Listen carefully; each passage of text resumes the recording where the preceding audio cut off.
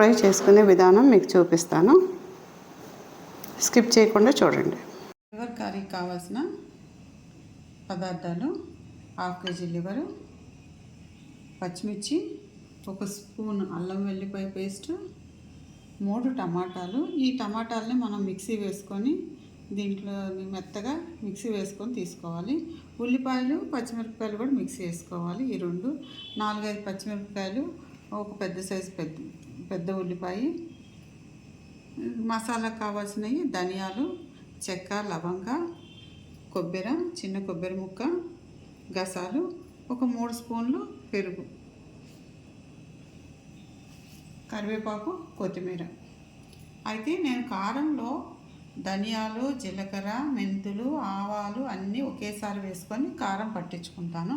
అందుకే నేను జీరా పౌడరు, మేతి, జీలకర్ర పౌడర్ అని చూపించట్లేదు. నా కారంలో అన్నీ ఉంటాయి. స్టవ్ వెలిగించి ముందుగా ఒక గిన్నె తీసుకొని ఆ గిన్నెలో 3 స్పూన్ ఆయిల్స్ వేసుకుంటున్నాను.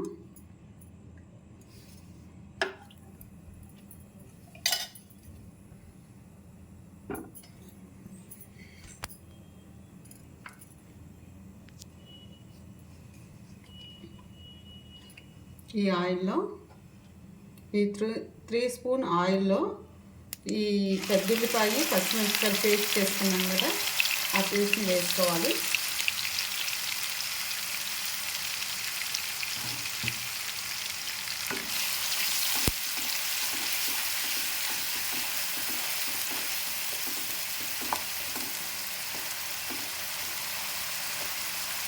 మీడియం ఫ్లేమ్ మీద పెట్టుకొని వేసుకోవాలి.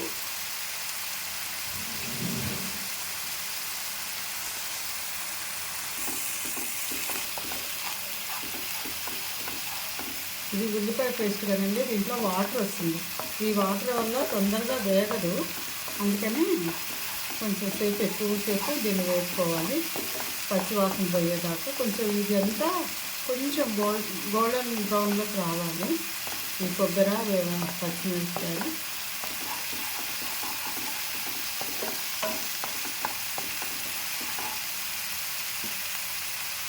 ఈ ఉల్లిపాయ వేగిందని మనకి ఎట్లా అంటే అర్థమవుతుంది, దీంట్లోంచి ఆయిల్ అంతా సపరేట్ అవుతుందండి. ఉల్లిపాయ, పచ్చిమిరపకాయల పేస్ట్లో ఉంచి ఇది సపరేట్ అయిన తర్వాత ఇట్లా ఆయిల్ అంతా వదిలేస్తుంది. అప్పుడు అల్లం వెల్లిపాయ ఒక పేస్ట్ 1 స్పూన్ వేసుకోవాలి. దీన్ని కూడా దీనిలో మిక్స్ చేసుకొని వేసుకోవాలి. బాగా కలిసేదాకా తిప్పుకొని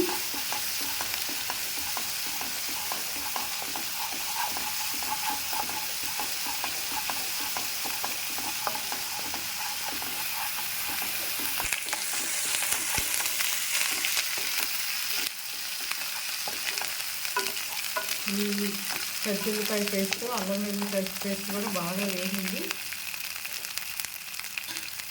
ఈ వేగిన దాంట్లో మనం కొబ్బరి, గసాలు, ధనియాలు, చెక్క, లవంగా కూడా పేస్ట్ చేసుకున్నాము. ఈ విధంగా ఈ పేస్ట్ కూడా దీంట్లో వేసుకోవాలి. ఇది కూడా బాగా మిక్స్ చేసుకొని వేసుకోవాలి. సన్నని మంట మీద పెట్టుకోవాలండి, ఎందుకంటే కొబ్బరి వేసాక అడుగంటుతుంది, మారుతుంది తొందరగా. కొబ్బరి, గసాలు వేసాక తక్కువ ఫ్లేమ్ మీదనే వేసుకోవాలి.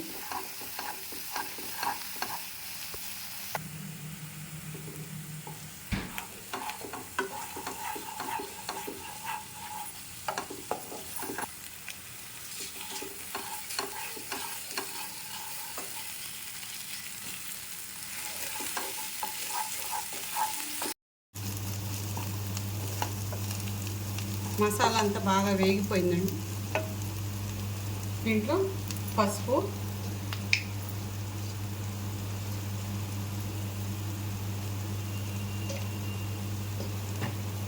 టీ తగ్గట్టు సాల్ట్,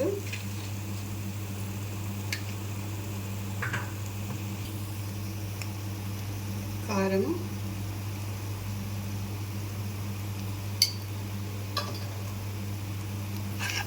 ఇదంతా ఈ మసాలాలో వేగాలండి. కారము, పసుపు, ఉప్పు మసాలాలో వేగితే బాగుంటుంది టేస్ట్ కూడా. కారము, పసుపు బాగా వేగాలి. మసాలాలో సిమ్లో పెట్టుకొని వేపుకోవాలి. బాగా అంటే మాడకూడదు. దీంట్లో ఈ టమాటా గ్రేవీ కూడా వేసేయాలండి, ప్యూరీ. ఇది బాగా తిప్పుకున్నాక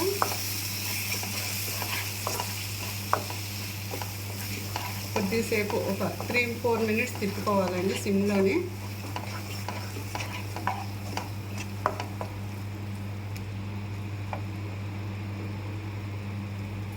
దీంట్లో మనం తీసుకున్న లివర్ని వేసుకోవాలి.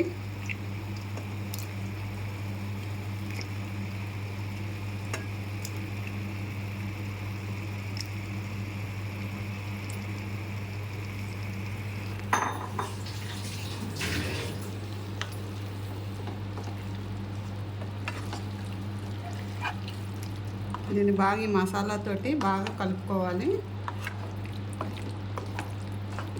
ఈ విధంగా కలుపుకున్నాక కొద్దిసేపు సిమ్లో పెట్టి మూత పెట్టుకోవాలి. అప్పుడు దీంట్లోంచి వాటర్ వస్తుంది. వాటర్ తోటి లివర్ అంతా బాగా కుక్ అవుతుంది, ఉడుకుతుంది.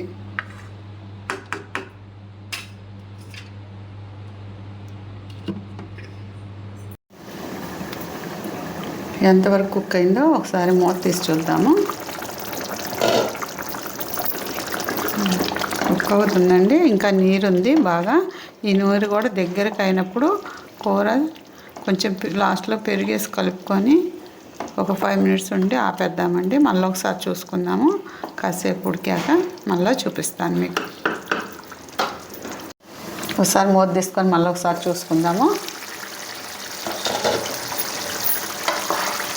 బాగా దగ్గరగా అయింది కర్రీ అంతా. దీంట్లో కొంచెం పెరుగు వేసుకుందాము.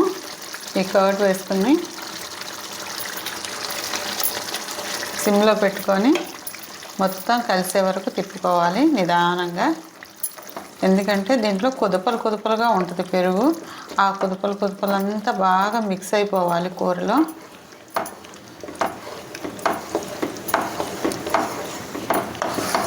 పెరిగేసాక ఒక 5 మినిట్స్ పెట్టుకోవాలి.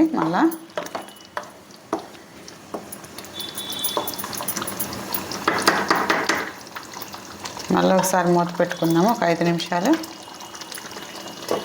మరొకసారి చూద్దామండి కూర ఎంతవరకు అయిందో. ఆయిల్ అంతా చక్కగా పైకి వచ్చేసింది, నీరంతా తగ్గిపోయింది. ఇంకా లాస్ట్లో దీంట్లో కొత్తిమీర వేసుకుందాము. కూర అయిపోయిందండి. నేను ఇంకా స్టవ్ ఆపేస్తున్నాను. ఇంకా సర్వ్ చేసుకోవడమే.